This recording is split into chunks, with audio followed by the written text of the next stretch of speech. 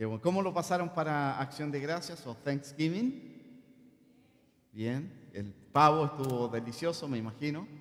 A los que comieron pavo, hay otros que por ahí no tienen la costumbre y comen jamón o chivo. Alguien por ahí me ha contado que ha comido un chivito. Eso es bueno, pero de que hemos disfrutado y eso nos pone contentos. Y nosotros compartimos con mi hijo y su familia y mi hija. Estuvimos en casa, así que tuvimos la posibilidad de ver al nietecito que está ya de 6 meses. Mañana creo que cumple 6 meses, está grande ya. Así que estas fiestas nos permiten compartir con la familia, ¿no? Y no hay nada más lindo que compartir con la familia. Pero ¿sabes qué? No solamente tenemos que recordar que tenemos una familia física, también tenemos una familia espiritual, ¿no? Que es la iglesia. Recién estábamos cantando y perfecta es tu voluntad para mí. Mira qué profundas las palabras esas. No sé si estamos realmente dimensionando lo que estamos diciendo cuando estamos diciendo que la voluntad de Dios para mí es perfecta, porque a veces, lamentablemente, optamos por vivir nuestra propia voluntad y no hacer la voluntad de Dios. Pero sin lugar a dudas que la voluntad de Dios es perfecta. De hecho, la palabra de Dios dice que es buena, agradable y perfecta. Así que pertenecer a una iglesia cristiana, conocer a Cristo como Salvador personal primero y luego ser parte de una iglesia local como la que nosotros tenemos acá, te quiero decir que es una bendición para cualquiera de nosotros y es la voluntad de Dios. Dios quiere que tú seas parte de una iglesia. He conocido muchos cristianos, tal vez tú has conocido algunos también, que me han dicho: pastor, yo no necesito ir a la iglesia. Han tenido algún problema en alguna iglesia, han salido defraudados, el pastor cometió un error, alguna persona le ofendió, hubo un problema con dineros y han decidido salir de la iglesia y han decidido vivir el cristianismo desde la casa. Quiero decirte que esa no es la voluntad de Dios para ninguno de sus hijos. Las iglesias no son perfectas, sin lugar a dudas, eso lo sabemos todos. Sin embargo, la iglesia nos proporciona esa familia espiritual que necesitamos para avanzar juntos. Y en una familia hay hijos que tienen más madurez que otros, ¿verdad? Y nos vamos apoyando y nos vamos animando y nos vamos nutriendo juntos y vamos avanzando. Tenemos que mirar la iglesia como una familia, con hijos más grandes y más pequeños, algunos más maduros, otros más inmaduros. Debemos ser pacientes, debemos ser compasivos, debemos perdonar, debemos apoyar. De eso hemos estado hablando estas últimas semanas con el pastor Francisco y yo tuve la oportunidad de compartir un mensaje también para ustedes unas semanas atrás hablando de la iglesia. Y vamos a hacer un repaso. Toma tu boletín porque ahí dentro del boletín yo puse también un repaso. Dentro de las cosas que ha mencionado el pastor Francisco, ha hablado de la labor del pastor, enfatizó mucho la integridad, que una iglesia dirigida por un pastor con integridad. Habló también el pastor Francisco en las semanas que yo estuve presente del propósito de la iglesia.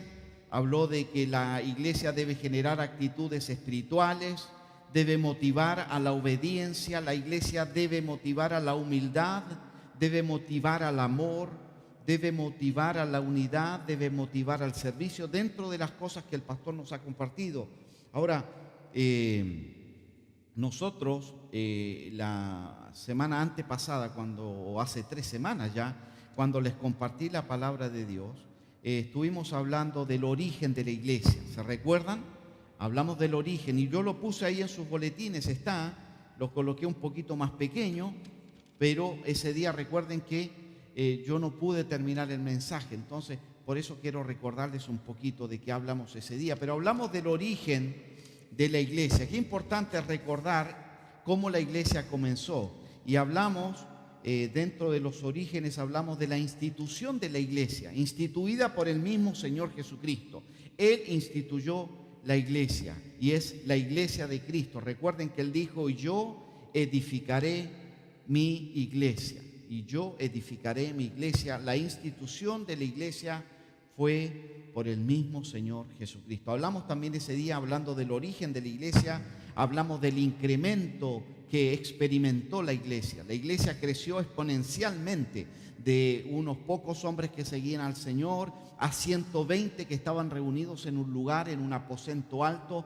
Y luego dice que vino el Espíritu Santo y Pedro hizo un discurso, ¿se recuerdan?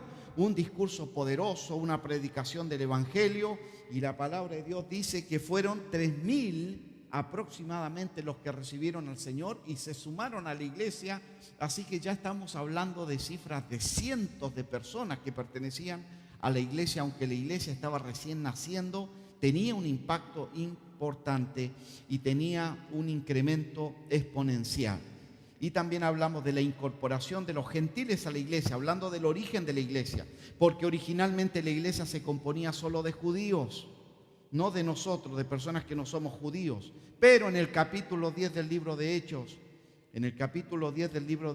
Pedro tuvo la misión y el privilegio de ir a hablar con un hombre importante del ejército romano. Cornelio era su nombre, y dice la palabra de Dios que Cornelio, sus familiares y amigos más cercanos se rindieron a los pies de Cristo, y ahí se registra en Hechos capítulo 10, está el primer registro de un no judío que conoce a Cristo y se suma a la iglesia. El primero que es sumado a la iglesia y junto a él familiares y amigos, y bueno, y desde ahí se me está cayendo el micrófono, y desde ahí, digamos, ya la iglesia comenzó a tener un alcance no solo a judíos, samaritanos, también a gentiles. Y la iglesia alcanza a todo el mundo hoy, ¿no? Alcanza a todo el mundo. Hablamos del origen de la iglesia ese domingo, hablamos también de los oficiales de la iglesia. ¿Se recuerdan? La palabra de Dios nos dice en el libro de Filipenses, en los saludos que hace Pablo a esos hermanos, se dirige a los ancianos y a los diáconos. A los ancianos y diáconos. Cuando hablamos de los que dirigen la iglesia, de los oficiales de la iglesia, no debemos perder de vista que hay dos: los pastores y los diáconos. Y cuando hablamos de los pastores, ese día hablamos o aclaramos que hay tres términos que se utilizan para el mismo oficio de pastor. Y dijimos ese día que, por ejemplo, al pastor se le podría llamar obispo. Se le puede llamar, en la Biblia se le llama al pastor de la iglesia obispo, que la palabra en el original griego es episcopos, ¿no? Y da la idea de un supervisor. Y el pastor, el líder de la iglesia, es un supervisor, es un obispo. También se utiliza en algunos pasajes de la Escritura y hace referencia al líder de la iglesia como un anciano o los ancianos de la iglesia. Y esa palabra en el original es presbúteros. Viene una palabra que nosotros usamos en el español, presbítero. Está hablando de un cuerpo de ancianos, de dirigentes de la iglesia. Se refiere al mismo oficio: el obispo, el anciano o el pastor. Y en el griego la palabra ahí es poimen. Son tres palabras griegas referidas al mismo oficio. Las iglesias están dirigidas o por obispo, o por un anciano, o por un pastor. Es la misma persona. Y va a depender del tamaño de cuántos ancianos o obispos o pastores haya en una iglesia. Una iglesia pequeña probablemente va a contar solo con un pastor. Una iglesia más numerosa va a tener un equipo de pastores. Y eso creo que lo entendemos todos. Pero ¿quiénes son los oficiales de la iglesia? Pastores, y en segundo lugar los diáconos, porque Pablo ahí se refiere a los filipenses y se dirige a los ancianos y se dirige a los diáconos. Otro cuerpo importante de liderazgo dentro de la iglesia, y que la iglesia El Refugio aún no tiene. Esta iglesia aún está constituyéndose como iglesia, no tenemos un registro todavía de miembros oficiales. Son todos pasos que vamos a ir dando en los próximos meses: tener un registro de miembros, pero también elegir diáconos, que también es otro de los oficiales con los que cuenta la iglesia. Los diáconos, la palabra de Dios los menciona, y se hace mención de los primeros diáconos. ¿Alguien recuerda qué pasaje, qué capítulo del libro de los Hechos? ¿En qué capítulo del libro de los Hechos se eligen los primeros diáconos? En el capítulo 6.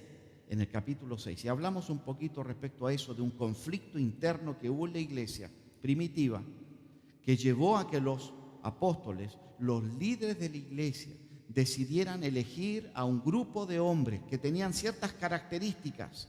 Una de ellas, para recordar nomás, debían ser hombres llenos del Espíritu Santo, llenos del Espíritu Santo. Parece que voy a tomar otro micrófono porque se me cae y no voy a poder así concentrarme.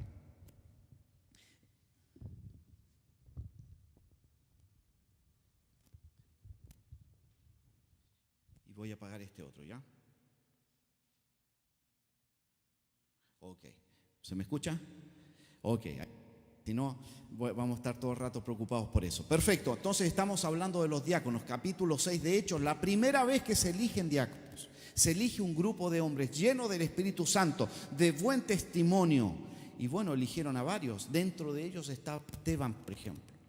Esteban, que fue posteriormente el primer mártir de la iglesia. Fue apiedrado, fue muerto por causa de su fe en Cristo. El primer mártir fue uno de esos diáconos. No eran cualquier persona esos diáconos, eran hombres espirituales. Y nuestra iglesia, dentro de los próximos meses, elegirá un grupo de hombres que ayudarán al pastor Francisco y a mi persona, ¿verdad?, a liderar la iglesia, los diáconos. Avancemos, porque nos quedaron pendientes algunas cosas ese domingo que no alcancé a terminar, y me refiero a los objetivos de la iglesia. Los objetivos de la iglesia. ¿Cuáles son los objetivos que la iglesia persigue? Y esto es algo que tú y yo debemos tener muy presente cada día al estar y al formar parte de una iglesia. Y vamos a ir a un pasaje en el libro de los Hechos. Anda conmigo, por favor, al libro de los Hechos.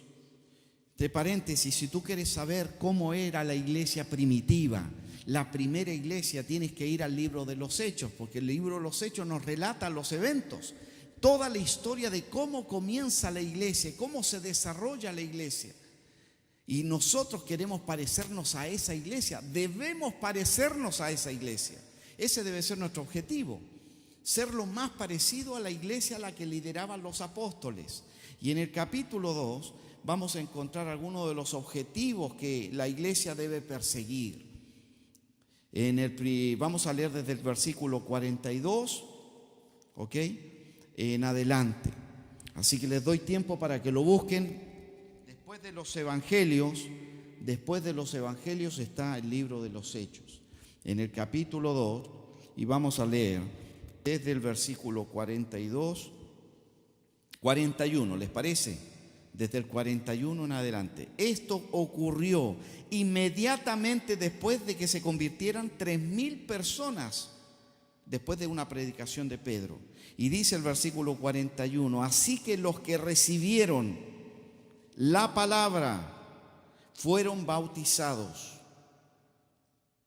y se añadieron aquel día como 3,000 personas. Quiero decirte algo, y no es el tema hoy, es de la próxima oportunidad que yo tenga la oportunidad de compartir la palabra de Dios. Vamos a hablar de las ordenanzas, pero quiero decirte que inmediatamente después que uno cree en Cristo, debe tomar un paso de obediencia en el bautismo. Si tú hoy estás aquí y aún no te has bautizado, tú me dirás, bueno, yo me bauticé cuando era bebé. Yo también me bautizaron cuando era bebé. Pero recuerda un principio importante en la palabra de Dios, algo que hemos aprendido ahora, que no aprendimos de chiquito. El bautismo bíblico es un bautismo de creyentes.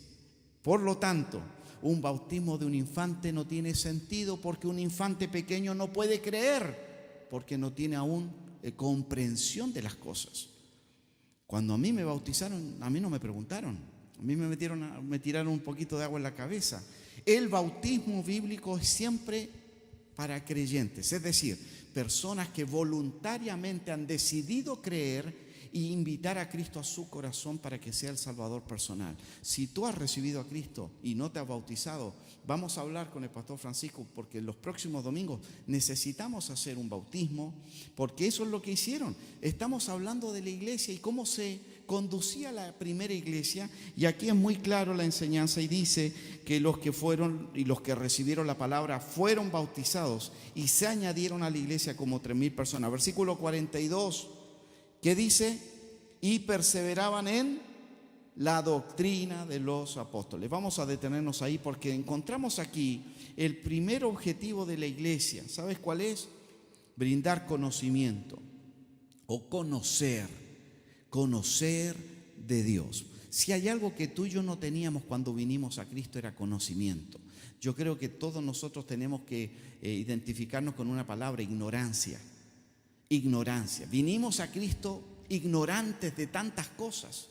Vinimos a Cristo con un chip equivocado. Se nos metió cosas en la cabeza que no corresponde a lo que la palabra de Dios nos dice. Y hemos tenido que ir cambiando, renovando nuestro entendimiento.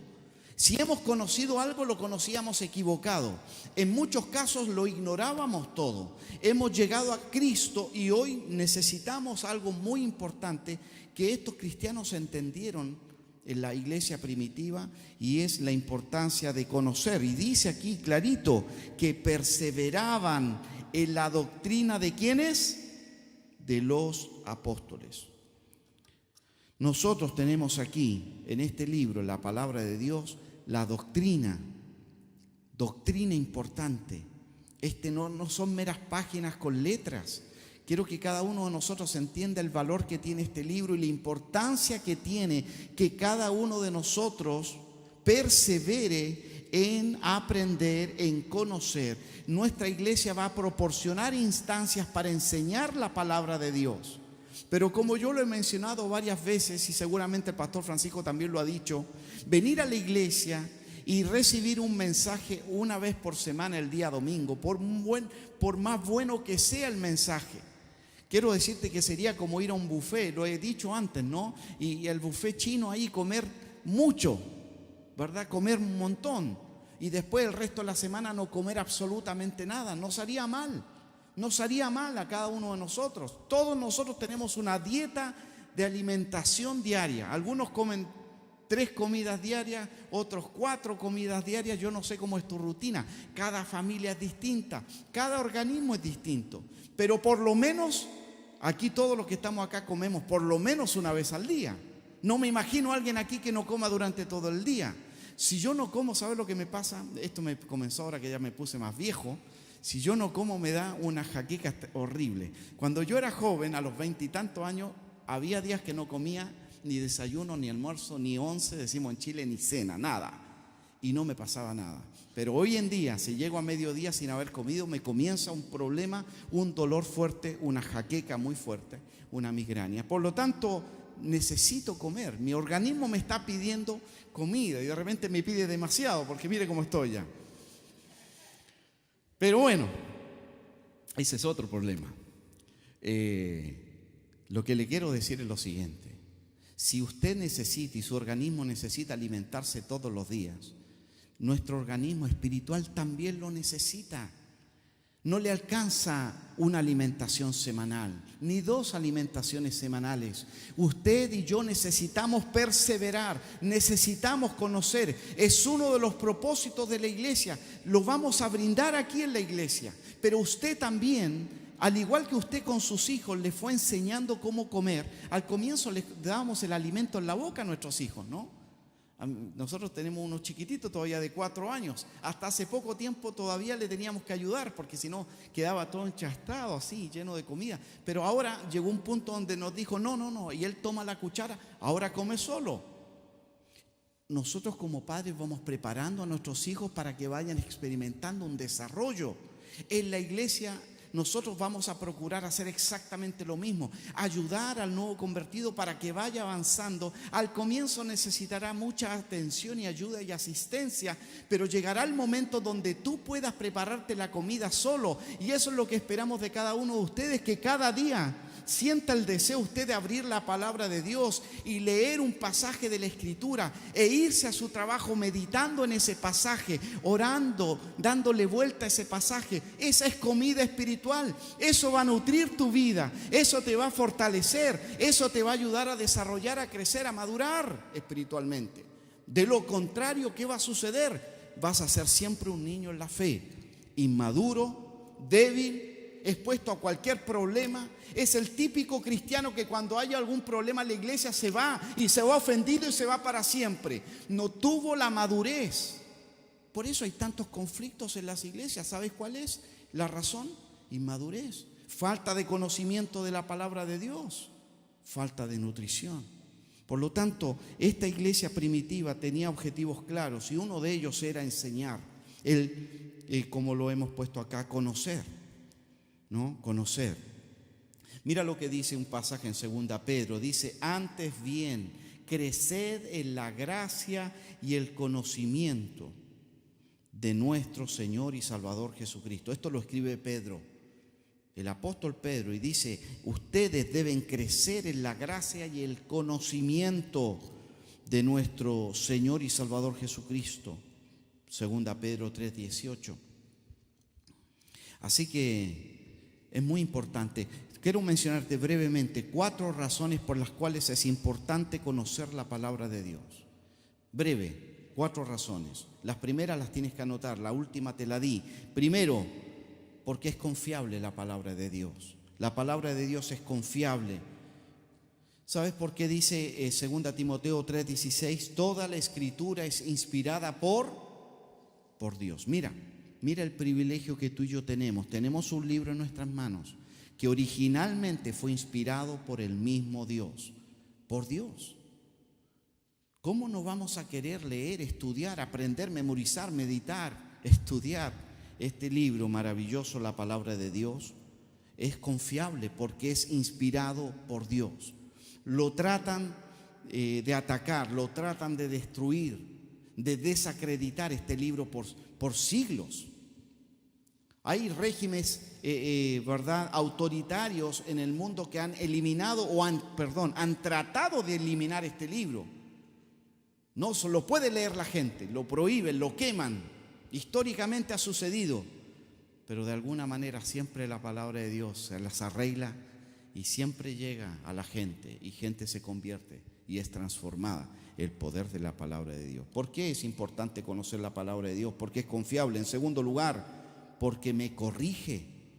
Y estoy leyendo ahí en 2 Timoteo 3:16. Si tú quieres buscar ese pasaje en 2 Timoteo, que entre paréntesis es un excelente pasaje cuando hablamos de la palabra de Dios. 2 Timoteo 3:16b. No solo dice que es inspirada por Dios, sino que dice que es útil. ¿Y es útil para qué la Biblia? Para enseñar, para redarguir, es decir, mostrarte lo que está mal, y luego darte el camino correcto, te corrige y te instruye en justicia. Por lo tanto, es importante conocer la palabra de Dios, no solo porque es confiable, es inspirada por Dios. En segundo lugar, me corrige. Me va a mostrar lo que no está bien en mí, en mi carácter, el pecado que estoy cometiendo. Cuando yo nunca abro la palabra de Dios, nunca estoy expuesto a ver mi maldad, mi pecado, mi corazón. La palabra de Dios es igual a un espejo. También esta es una ilustración muy utilizada, pero práctica y muy buena. Un espejo te refleja exactamente como tú eres. Si tienes un pelo parado por aquí, te lo va a mostrar. Si tienes una arruga, te la va a mostrar.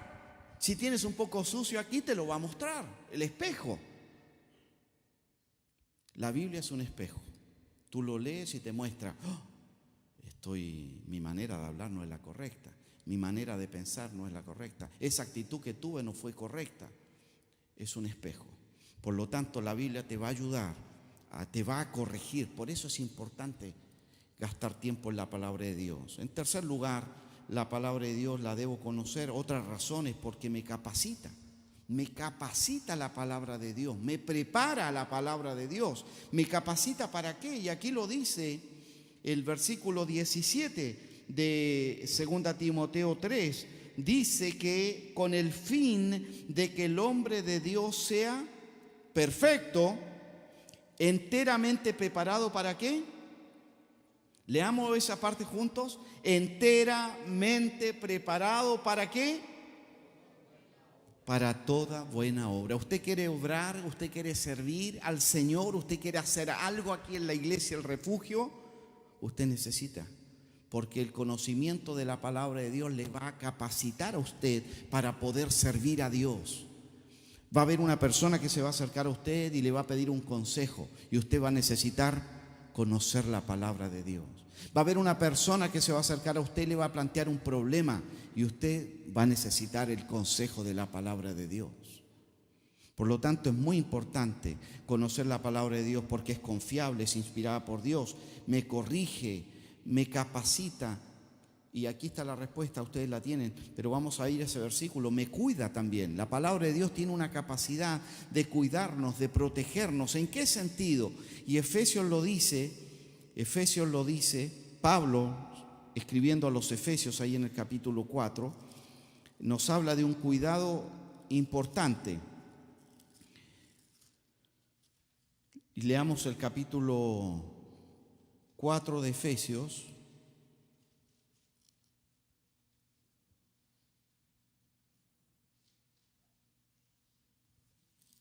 ¿Están todos ahí? Dice Efesios 4:13, hasta que todos lleguemos a la unidad de la fe y del conocimiento del Hijo de Dios. Ahí está hablando de llegar al conocimiento del Hijo de Dios, a un varón perfecto a la medida de la estatura de la plenitud de Cristo. ¿Para qué? ¿Cuál es el propósito? Para que ya no seamos niños fluctuantes, llevados, y esto es muy importante, escucha bien, llevados por doquiera de viento de doctrina, por estratagema de hombres que para engañar emplean con astucia las artimañas del error. Hemos conocido muchos cristianos que partieron bien y han terminado mal. ¿Sabes por qué? Porque por desconocimiento bíblico han sido engañados. Hoy día predican un evangelio, creen una mentira y la han adoptado para sí como si fuese verdad.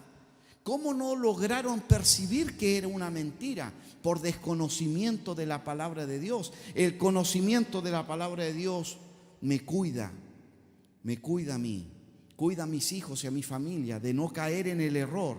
Porque hay ahí afuera personas que van a tratar de engañarte. No solo Satanás, hay personas, hay grupos ahí afuera, hay libros, hay literatura, hay videos, el YouTube está lleno.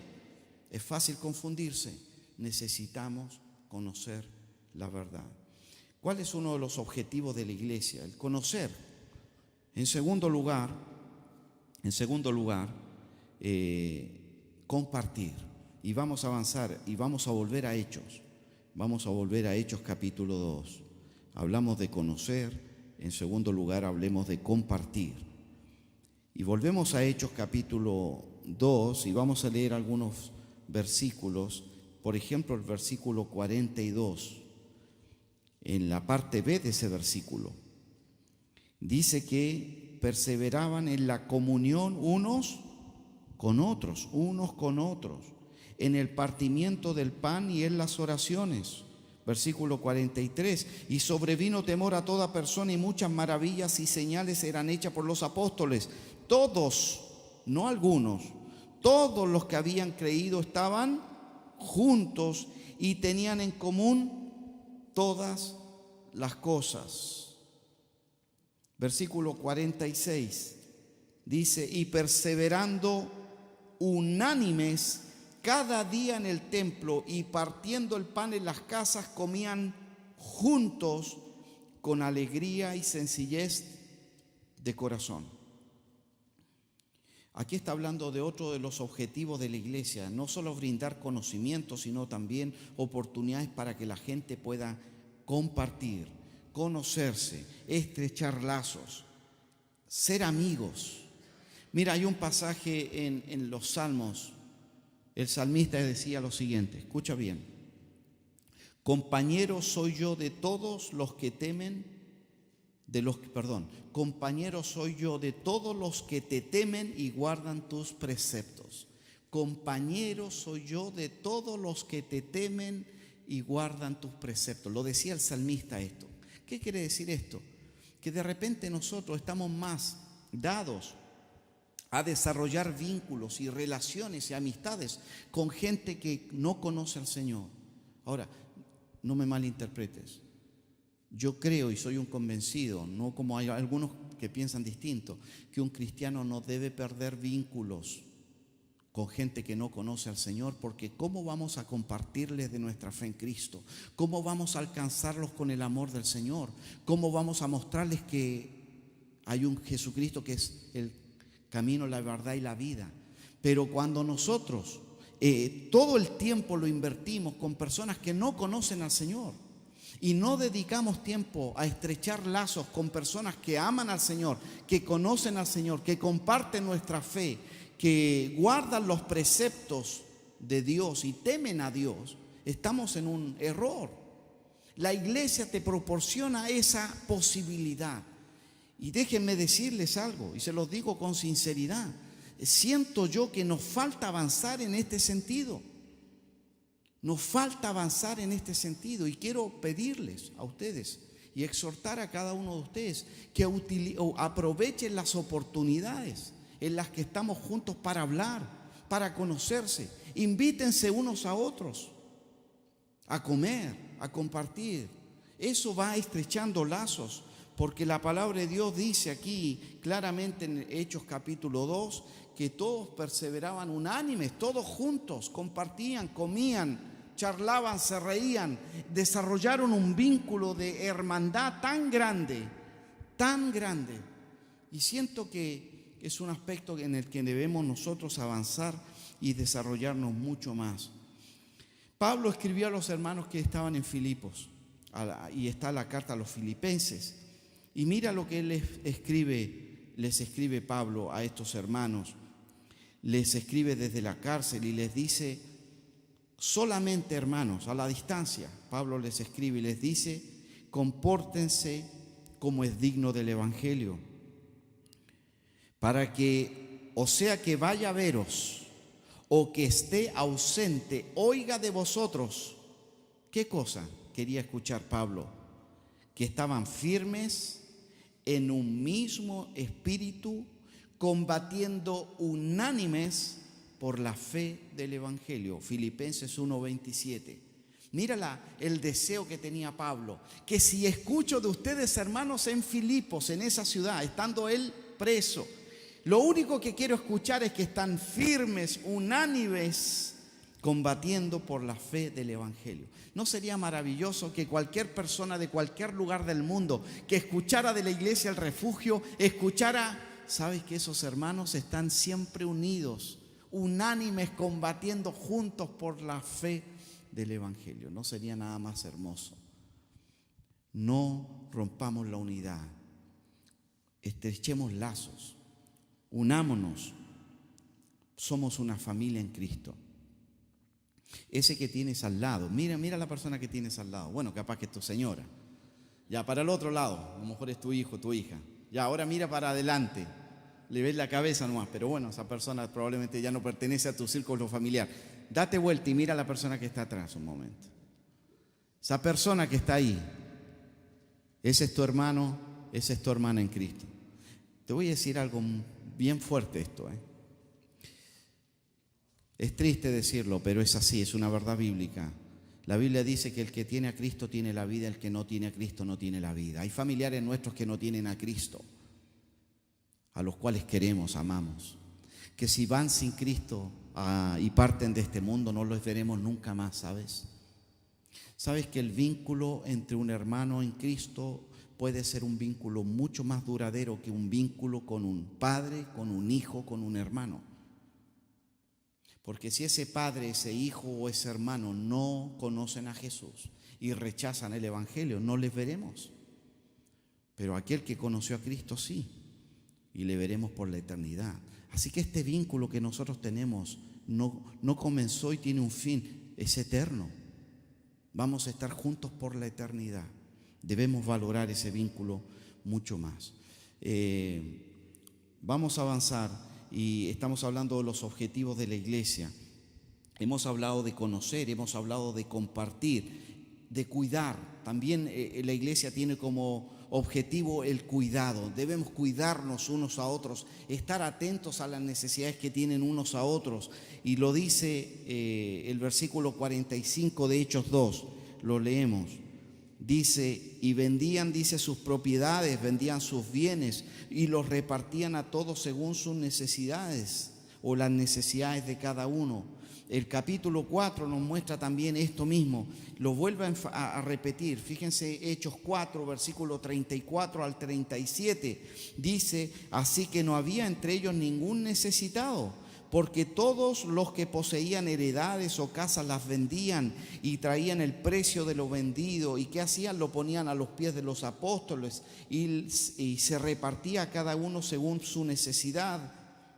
De hecho, da el ejemplo de José, a quien los apóstoles pusieron por sobrenombre Bernabé. Él dice que él tenía una heredad, la vendió y trajo el precio y lo puso a los pies de los apóstoles.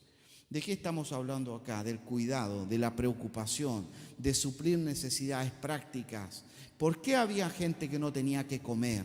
¿Por qué había gente que no tenía dónde vivir? Porque llegaron a Jerusalén, conocieron a Cristo, fueron echados, perdieron sus propiedades, eran perseguidos por causa de la fe, perdían todas sus posesiones, no tenían dónde vivir, qué comer, y la iglesia comenzó a adoptar una actitud de compasión. Vamos a ayudarles, vamos a proveer para que nadie le falte comida, nadie le falte un lugar donde pernoctar, donde vivir. Así que es muy importante esto. En Juan 13 el Señor Jesucristo habló mucho de esto. En Juan 13 el Señor Jesucristo les dijo a ellos lo siguiente: un mandamiento nuevo os doy, que os améis unos a otros como yo os he amado, que también os améis unos a otros.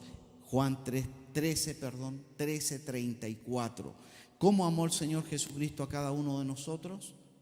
¿Cómo nos amó? ¿Cuál fue la muestra máxima del amor de Jesús hacia nosotros? Dando su vida por nosotros. Eso sí que es amor, ¿no? Porque vender una propiedad suena fuerte, ¿no? Vender una propiedad y entregarla al Señor, no cualquiera, pero dar su vida, eso lo hizo Jesús por nosotros. Ese es el tipo de amor que el Señor espera que tengamos aquí, cada uno, unos por otros. El cuidado debe estar motivado por un amor genuino. El cuidado. Finalmente, uno de los objetivos también que tiene la iglesia es el de comunicar. Comunicar. Versículo 47 de Hechos 2. ¿Qué dice ese versículo? Dice que alabando a Dios y teniendo favor con todo el pueblo, y el Señor, ¿qué hacía? Añadía cada día a la iglesia a los que habían de ser salvos. ¿Qué había en la iglesia? Crecimiento exponencial. Miles, cientos llegaban a conocer a Cristo. ¿Sabes cuál era el motivo? Dios obrando, sí, pero utilizando a los creyentes para que compartieran de su fe. Por eso que quiero decirte que uno de los objetivos de la iglesia es que nosotros podamos comunicar el evangelio.